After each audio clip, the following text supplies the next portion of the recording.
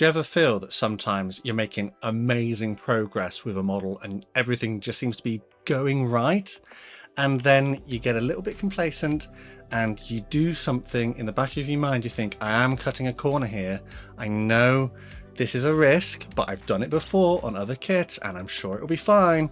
And then you do it and like you panic and you realize you might have done it a bit wrong. Something's happened, something's gone wrong, but then you double down and you do a bit more.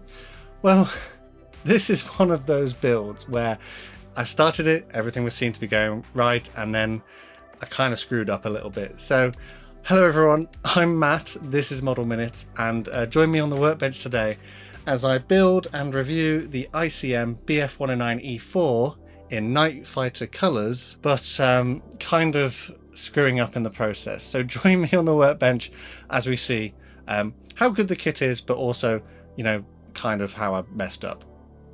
Let's get it down onto the workbench.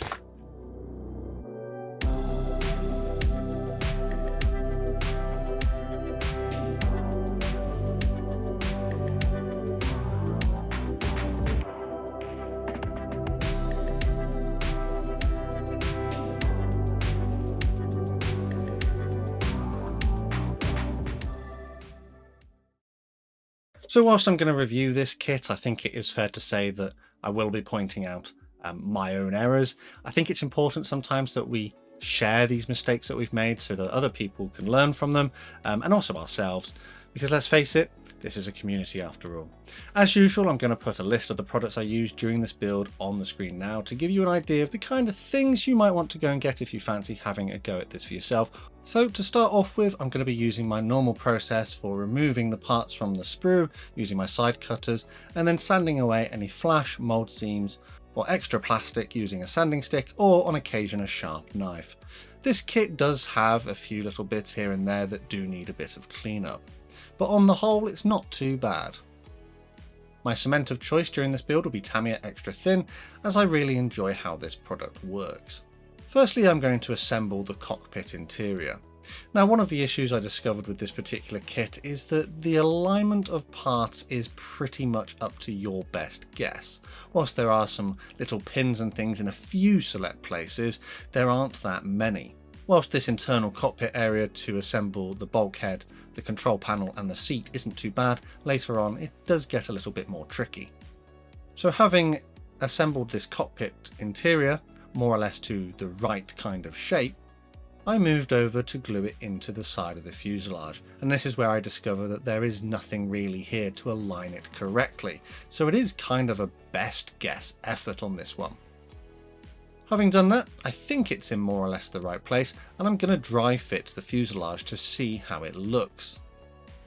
Sadly, as you might be able to notice, there is a bit of a gap at the front of the cockpit. I am going to have to remove some material here because otherwise this gap will be quite obvious. I decided the best thing to do would be simply to sand down the affected area of the bulkhead until eventually the fuselage halves would close together neatly. The control panel was glued into place inside of the cockpit, and before I close up the fuselage I will install the small reflector gun sight which goes into a hole here. I think to make it a little bit easier I will paint the cockpit as well, and I'm going to be using Humbrol number 240, which is an RLM02 colour. I'm not really going to mess about with this, it's not a massive cockpit, so I simply painted all of the internal areas by hand. I didn't bother thinning this paint either, as it's not really going to be visible in the finished model. I would use some Humbrol black to pick out a few little details, such as the control panel and some of the controls on the wall of the cockpit. But with the cockpit painted and suitably sanded so that it will now fit, the other fuselage half was joined to this one. Unfortunately, it now seems to fit together much better. Tamiya Extra Thin cement was run along the seams, and I held the plastic until the cement dried. Just to tidy up some of the seams as well, I made sure to sand some of these offending areas. Of course, as reminded by many viewers in my 109 build from Airfix, there should actually be a seam along the length of the rear of the fuselage, because that was prototypical with the way how the sort of panels had been joined together. Moving on to the wings now, it is a relatively straightforward process to simply glue the upper wing surfaces onto the lower wing surfaces. And then with that done, it was easy enough to glue this onto the fuselage. The fit here is reasonably okay. There is a slot on the side of the nose for the air filter, and this was glued into place here. It's not quite a perfect fit, but it's okay. The engine cowling comes as a separate part, and this was glued in as well. There is a kind of block in the nose, which is where the engine would be, but the engine is not modelled, unlike other brands who have done this. So with that in mind, I will just be gluing the engine cowling into place. The rudder was added to the rear of the aircraft, and then the horizontal tail surfaces were joined on as well. The tail support struts were carefully glued into place, a little bit fiddly, but not too difficult. There are some components that make up the air intake under the chin of the aircraft. These were glued together as appropriate, and then also added onto the model. I did decide to glue in the tail wheel as well at this point, as well as the pitot tube under the wing, and the aileron weight balancers. I did, however, realise that as per the painting instructions, a decal needs to go exactly where the pitot tube is. So with that in mind, I decided to remove the pitot tube, keep it to one side, and I'll add it after the transfers have been applied. The barrels for the cannons are glued into their little holes in the leading edges of the wings, and then the landing gear legs were joined onto the landing gear doors. Again, this was a slightly fiddly step, but it is possible to do. With that done, the landing gear was glued into the holes in the bottom of the aircraft. I had to take care here just to make sure that they were kind of at the right angle, as on the 109 they do sort of bend outwards underneath the plane. The propeller had its spinner glued onto the top, and then the backing plate glued in underneath. I found that the retaining part for the spinner wasn't quite as clearly moulded as it should be, so I opened this up with a small drill bit. With that done, I pushed this retaining part onto the shaft, and then the final part on the back. Technically, if you don't glue in the retaining part but glue that to the nose of the aircraft, you should have a freely rotating prop. It's not the best design, but it kind of works if you're being careful with your glue. Unfortunately in mine, I didn't get there.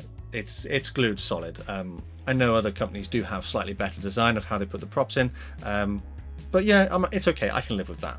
So with the propeller now glued into place as well, I had to add an extra part which is not included in the kit. So if you look on the box artwork here, you can see there's like a bulge underneath the aircraft on the fuselage.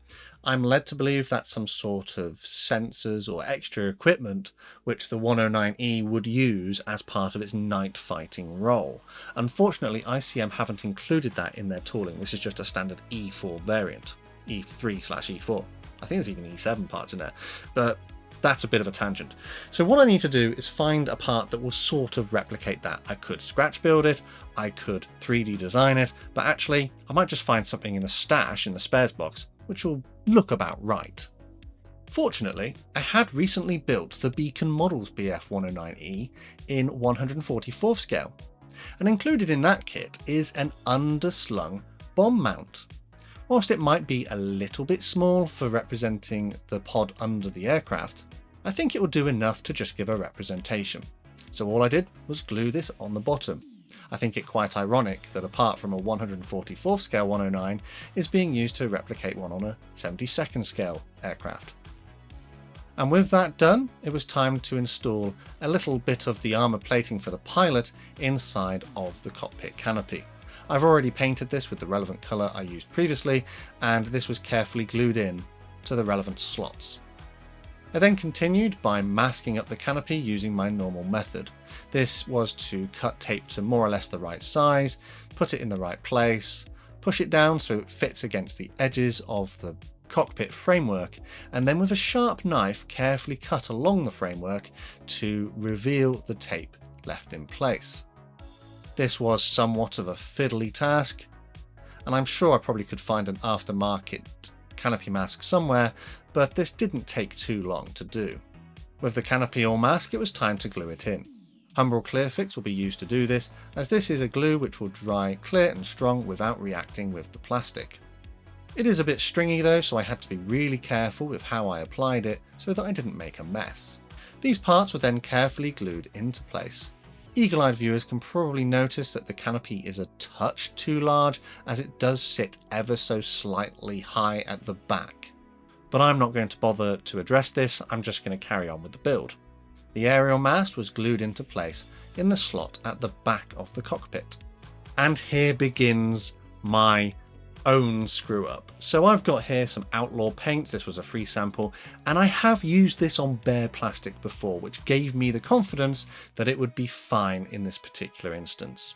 So I loaded it into my airbrush, it's airbrush ready, and it was sprayed far too quickly, far too heavily onto the plastic. And it was at this point I realised I'd made a massive mistake. So the plastic is a little bit softer than I'm used to, and it has started to react with the paint. The paint is too hot. It has sort of melted it. It's given this strange orange peel kind of texture, which, everything was going so well, and now I feel like I've ruined the kit. I am going to try and save this a little bit, but it will still be visible in the final build, and I guess this is a lesson learnt. Don't spray your paints on too quick, especially if you haven't put on a primer. So speaking of primer, I've decided to use this Humbrol No. 1 spray can to just go straight over the top and try and sort of protect the plastic and not cause any further issues from further painting. It's not exactly going to address the orange peel, it still will be visible, but hopefully it might try and minimise any further reaction. I then retried spraying the Outlaw Black, but I just wasn't feeling particularly confident with it at this point. And seeing as I had made time to prime, I felt like this Outlaw paint needed even more to go onto the plastic, and it just didn't seem to be going anywhere. I thought I could try and prevent this orange peel from sort of being too prevalent, so I put on a coat of satin clear. I was kind of hoping that because it's a satin finish it will add a kind of varnish and make things a bit smoother, but actually it didn't look like it was doing a great deal. So I then moved up to a gloss and again sprayed that on, and it just didn't seem to be doing a great deal either. I wanted it to smooth out the orange peel, but I don't know where I was going with this build at this point. I was just throwing paint onto the aircraft hoping something would happen. But yeah, I'm still not entirely happy with it, so I'm just going to go straight back to something I know pretty much will work, and I'm going to rattle can it. So I've got this Hobbycraft black spray paint, and I just rattle canned the whole thing. I think the paint is starting to look a little bit more consistent now, and hopefully it doesn't look too terrible when the model is finished. With that done, it's time to move on to the transfers. So you have a small sheet of ICM decals. I've never actually experienced ICM decals before, so this is a first for me, and I decided I would cut the sheet into more manageable sections. They were soaked in warm water to help release them from the backing paper, but I actually found, compared to other companies, they needed more time in the water, so actually this slowed the process down, which wasn't necessarily a bad thing. It gave me more time to think. As usual, Microset and Sol will be used as my setting solutions. First up, Microset in the blue bottle will be used under the decal, and then Microsol will be used on the top from the red bottle. So the Microset was put down, the decals were carefully slid off the backing paper into position, and then left a little while to cure and stick to the plastic. I found the decal application process to be absolutely fine. It was rather enjoyable.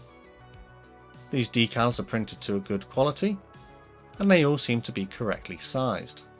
There are a few little stencils and things which are included which are a little fiddly to get in the right place, but it is possible with a little bit of patience. And then after a little while, and they'd been left to settle, the Microsol, as mentioned earlier, was brushed over the top to further soften them into the surface details.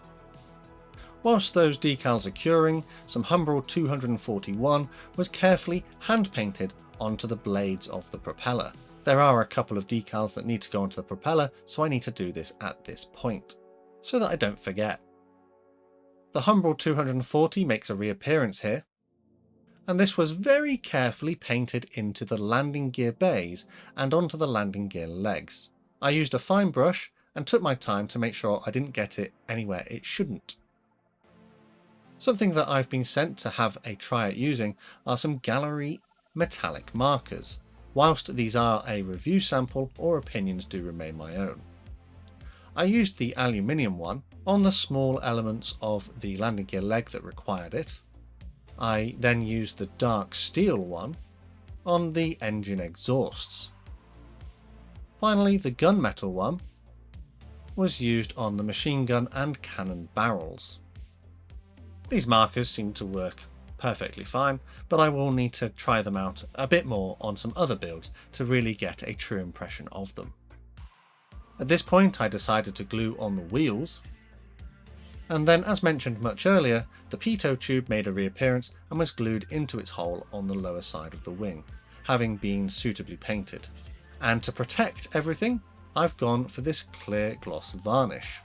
I'm not going to bother loading this into my airbrush. What I'm simply going to do is paint this by hand over the entire aircraft. What this should do is seal in those decals and help protect them from any wear and tear, and also any weathering that I decide to do. And speaking of weathering, I've got this Humbrol number 64 enamel paint, which I decide to thin down with some white spirit. What I'm doing is making a very light wash. This was then carefully applied to the entire aircraft. That gloss coat is going to protect the decals, as well as encourage all of the wash to run into the recessed panel lines and other details. The wash isn't overly thick or heavy, it's just to give an impression of where these details are. After a little while, a cotton bud soaked in white spirit would then be used to remove any excess wash, brushing it in the direction of airflow to try and simulate that sort of weathered effect. With the wash applied and having been left to dry, the next step was to put on a matte varnish to dull everything down and make it look a little more uniform. So to do this, I used some Humbrol number 49 straight out of the rattle can. A few thin coats was applied until it had the finish I was looking for. The final step was to remove all of the homemade canopy masks, and they seem to have done a good job. And with that, I'm calling my build of the ICM Bf109E-4 Night Fighter in 1/72 scale complete.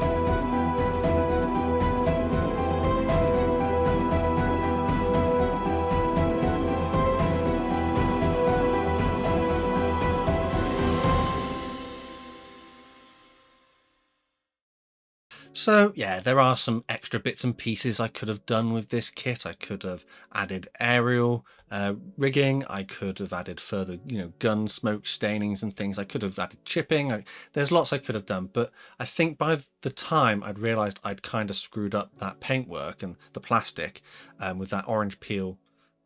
It needed to be done. It needed to be finished so that I could move on, learn from my mistake, perhaps do a better job of this kit if I decide to get it again. So some of the really good parts about this kit, those decals are lovely. They went down without a problem, and I didn't experience any silvering that I recall on the plastic after having applied them. I think some of the areas this kit could be improved is in the mold quality. There is a bit of flash, there are some seams that need cleaning up, but it's generally okay. The things that do annoy me a bit are the lack of alignment markers inside the cockpit, which made it difficult to get things in the right place. It is a little bit difficult trying to get that fuselage closed when you're not sure if you put things quite right. Also, with that in mind, to prevent that gap down the nose, I had to remove quite a bit of material. I don't know if that was part of the way the kit is, and that's sort of standard for this particular version of the model, or if it was my fault. So I don't know, but it's something I had to do. It was a problem that I had to fix. Also, not to mention the fact that you have this part on the picture, but it's not included in the kit. Perhaps an extra part could have been designed, but I know that obviously is time and money. So my sort of solution was to use a spare part from another model, which looks about right, but maybe is a little bit too small. But, you know, at the end of the day, I'm not too fussed about that. Areas where this kit is let down a little bit are in its sort of extra value. It doesn't have a pilot. It doesn't have flaps that can be positioned in the lowered orientation. It doesn't have landing gear that can be raised. I mean, I imagine you probably could, but it would require modification to the base parts in order to do so. Also, I think it is worth mentioning as well that it comes with the E3 and E4 canopy, so you get 2 canopies in the kit. The E3 version can be positioned open. The E4 version cannot, so I find that a little bit strange.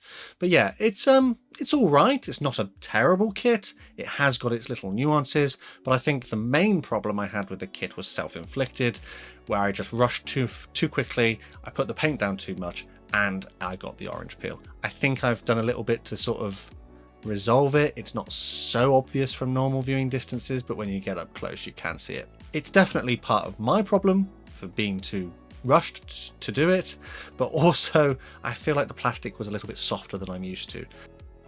So I've just been having a look through my book just to sort of check I haven't missed anything. The only thing really I've written here is I'm annoyed about the orange peel texture, but generally it's not a terrible kit, and it objectively isn't terrible. It has got those issues that we discussed, but bearing in mind that this kit is actually a 2004 tooling, it has got some pretty nice features and qualities to it. But that being said, it's potentially not as value for money as a product from other companies. It does have its nuances that need to be solved, but I think the main problem areas that I had in this build were from me personally. So if you wanted to get one of these for yourself though, how much would you be looking at paying? Well, in the UK at the time I'm making this video, they seem to be retailing for between £8 and £10, which actually is kind of in line with similar products from other companies, but as mentioned, they may have slightly more added value given the features that they have, so it's kind of up to the modeler to decide which one they would prefer to go for. I think though it's probably time to wrap this one up here. I had a bit of fun to do this one, but I think on the whole I mostly have learned from my mistakes. Hopefully, I hope you've learnt from my mistakes too and enjoyed this look at me sort of messing up a build. I do think it's important that we share our failures as much as our successes to help encourage people to learn and inspire them to create new models. And with that, it's time to give my Model Club members a quick shout out. Massive thanks to these guys on screen for the extra support they give the channel. I'd like to take this opportunity to welcome our latest member to the club, David Harding. Thanks for joining us. If you'd like to join these people on screen or support the channel in other ways, full information is underneath the video. The best way to support the channel for free though is by subscribing with notifications turned on so you don't miss a modelling upload.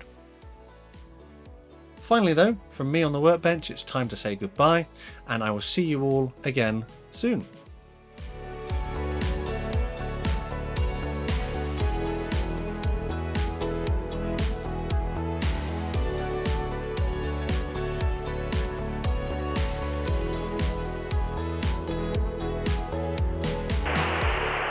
ICM Bf109, take 1.